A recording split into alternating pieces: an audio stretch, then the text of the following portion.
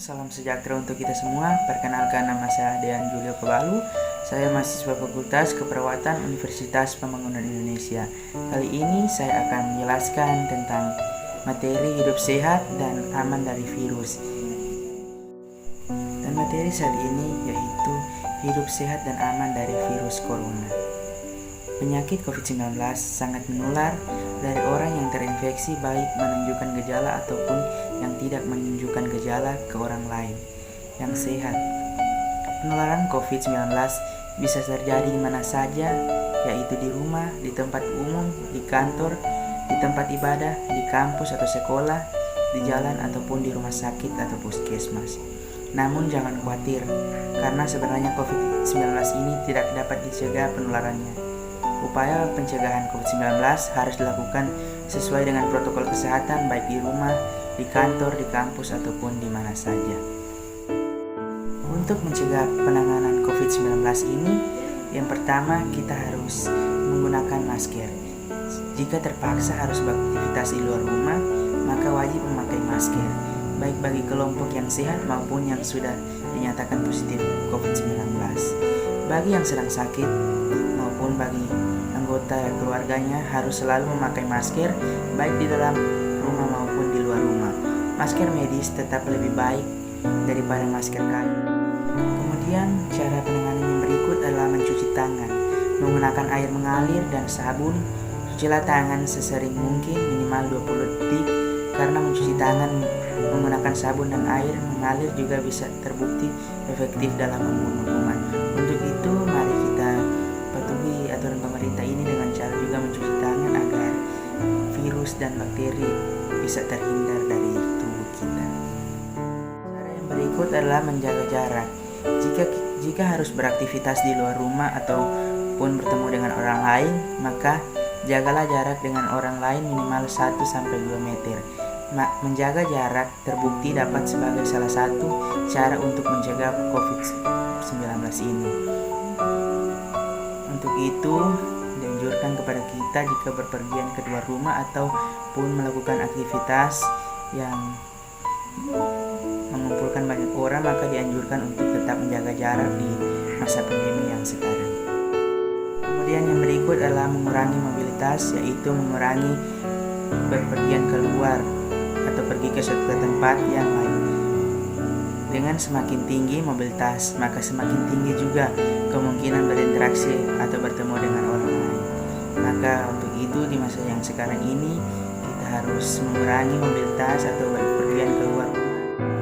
Di masa pandemi yang sekarang ini kita juga harus rutin berolahraga yang cukup dan istirahat. Tidak hanya butuh makanan bergizi, tapi tubuh juga memerlukan olahraga. Dengan cukup istirahat atau tidur agar tetap terjaga kebugaran tubuh kita. Olahraga dapat dilakukan baik di dalam rumah maupun di luar rumah, tetapi sebaiknya pada saat pandemi COVID-19 ini dilakukan di dalam rumah atau di luar rumah tetapi di tempat yang tidak ramai dan padat orangnya. Kemudian yang berikut kita memerlukan gizi seimbang adalah susunan asupan sehari-hari yang jenis dan jumlah zat gizinya sesuai dengan kebutuhan tubuh. Salah satu cara untuk mencegah agar sehat dan tidak menjadi sakit karena infeksi virus corona adalah dengan meningkatkan imunitas atau kekebalan tubuh. Kekebalan tubuh ini bisa dapat dengan olahraga yang cukup istirahat atau mengonsumsi makanan yang bergizi. Kemudian yang berikut kita harus menghindari stres. Stres dapat berdampak pada menurunkannya daya tahan tubuh dalam melawan serangan penyakit, yaitu menyebabkan menurunnya kemampuan sel-sel tubuh yang bertugas untuk melawan penyakit sehingga tubuh menjadi mudah sakit ataupun kalau sudah sakit maka tubuh menjadi lebih lemah. Yang berikut adalah mengonsumsi makanan yang bergizi. Tidak ada satupun makanan yang mengandung semua gizi yang dibutuhkan oleh tubuh. Sehingga agar terpenuhi semua kebutuhan gizinya maka diperlukan juga makanan yang beraneka ragam. Gizi seimbang adalah susunan menu seimbang yang dapat memberikan nutrisi lengkap. Nasi merupakan sumber utama kalori namun rendah vitamin dan mineral. Sayur dan buah kaya akan vitamin, mineral, dan serat namun rendah kalori dan protein. Agar gizinya seimbang, maka dianjurkan untuk mengonsumsi makanan yang beraneka ragam tersebut untuk memenuhi kebutuhan nutrisi lengkap di masa yang sekarang ini. Kemudian juga ada pentingnya beraktivitas atau berolahraga. Aktivitas fisik adalah segala macam kegiatan tubuh, termasuk olahraga, yang menjadi salah satu upaya dalam menyeimbangkan keluar dan masuknya zat gizi, terutama sumber energi utama dalam tubuh. Yang berikut, kita harus menjaga berat badan ideal. Salah satu indikator yang menunjukkan bahwa telah terjadi keseimbangan gizi di dalam tubuh adalah memiliki berat badan yang normal dan indeks. Berikut ialah membiasakan perilaku hidup sehat dan bersih agar dapat mencegah seseorang terkena infeksi penyakit. Maka itu kita cegah penularan COVID-19 ini dengan membiasakan perilaku hidup sehat dan bersih. Agar kita bisa terhindar dari COVID-19 ini, kita juga harus mematuhi aturan pemerintah untuk tetap mematuhi protokol kesehatan serta mengurangi aktivitas di luar rumah. Dan di sini saya juga menyarankan kita untuk mengonsumsi makanan bergizi serta minum air putih yang cukup. Jangan lupa mengonsumsi air 7-8 gelas setiap hari, serta aktivitas fisik dalam setiap hari, yaitu dengan menggerakkan tubuh kita atau berolahraga, serta mencuci tangan menggunakan sabun, dan juga jangan lupa untuk memakai masker. Demikianlah materi di saat ini, kiranya semoga bermanfaat bagi kita semua. Terima kasih. Dan buat bagi teman-teman yang masih bingung mau pilih tempat kuliah yang unggul, saat ini saya menyarankan untuk dapat bergabung bersama kami di Universitas Pembangunan Indonesia Manado. Karena di Universitas Pembangunan Indonesia Manado menyediakan berbagai fakultas, yakni Fakultas Keperawatan, dan saya juga termasuk dalam mahasiswa Fakultas Keperawatan. Dan bagi teman-teman yang ingin gabung, mohon simak video selanjutnya. Universitas Pembangunan Indonesia Manado yang terletak dekat dengan kawasan bisnis Bahu Mall Manado. Tempatnya di Kelurahan Bahu, Lingkungan 3 Manado, sangat strategis di pusat kota Manado.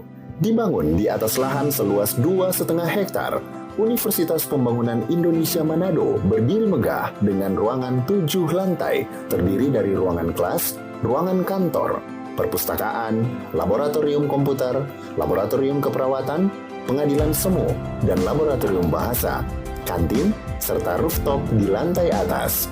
Universitas Pembangunan Indonesia Manado memiliki 6 fakultas dengan program studi, yaitu Fakultas Pertanian, Prodi Agribisnis, Fakultas Hukum, Prodi Hukum, Fakultas Teknik, Prodi Teknik Elektro dan Teknik Sipil, Fakultas Ilmu Sosial Ilmu Politik, Prodi Ilmu Politik, Fakultas Sastra, Prodi Sastra Inggris, Fakultas Keperawatan, Prodi Ilmu Keperawatan, dan Profesi Nurse. Didukung oleh sumber daya manusia yang berkompeten dan tersertifikasi, Universitas Pembangunan Indonesia Manado memiliki dosen dan tenaga kependidikan dengan latar belakang S2 dan S3 lulusan dalam dan luar negeri. Proses belajar mengajar dilaksanakan dengan teknologi informasi merujuk perkembangan dunia modern saat ini, dilakukan dengan sistem e-learning dan sistem ujian online atau ULAIN. Hasil tracer student Universitas Pembangunan Indonesia Manado dan fakultas menyebutkan lulusan UNPI sudah tersebar di dalam dan luar negeri.